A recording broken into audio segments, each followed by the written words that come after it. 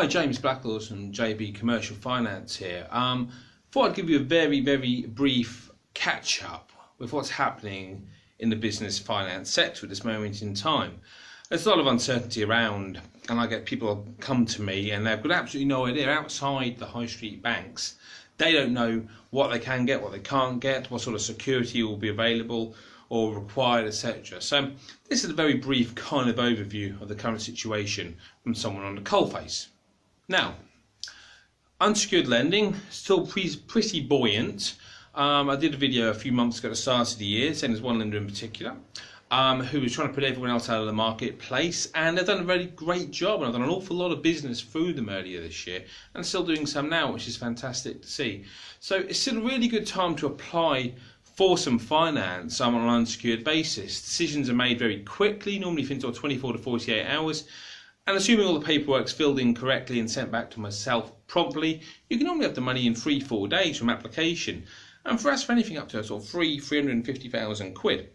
So if someone needs a quick 10, 15, 20, even £50,000, it's a great time to come to someone like myself. Now, outside the more sort of conventional lenders, there's also quite a strong secondary market in unsecured loans as well.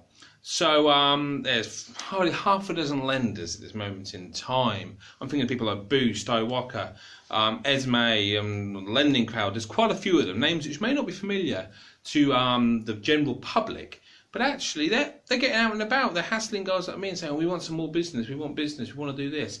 And that's a really good sign.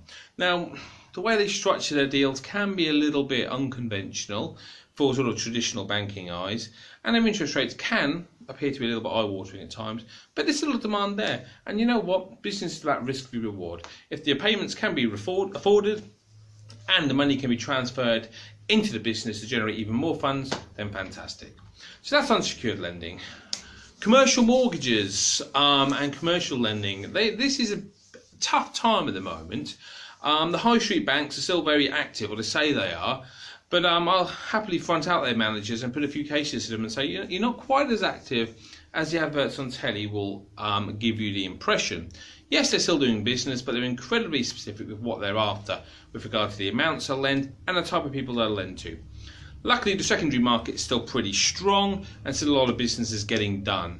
And again, some of the interest rates that are being offered by what we would traditionally call secondary lenders are actually pretty comparable to the high street banks.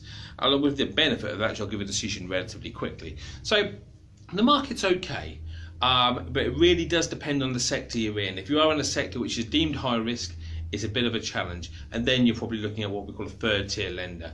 So you look at interest rates all around about the 6 to 8% mark, as opposed to the sort of 4% you may get from a high street lender. But there's still availability there, and there's still a lot of business being done, which is great. The third part I want to talk about is the bridging and development finance side of things. So this has been a real explosion in the last couple of years with the growth of the peer-to-peer marketplace, which has really taken all the business away from the banks, who don't really want to know too much about this at this moment in time. So unless you're an incredibly experienced developer and got a track record, planning in place, and it all looks fantastic, and the bank are never going to be exposed more than 50-60%, then fine. You know what? There aren't that many deals about who fit that criteria.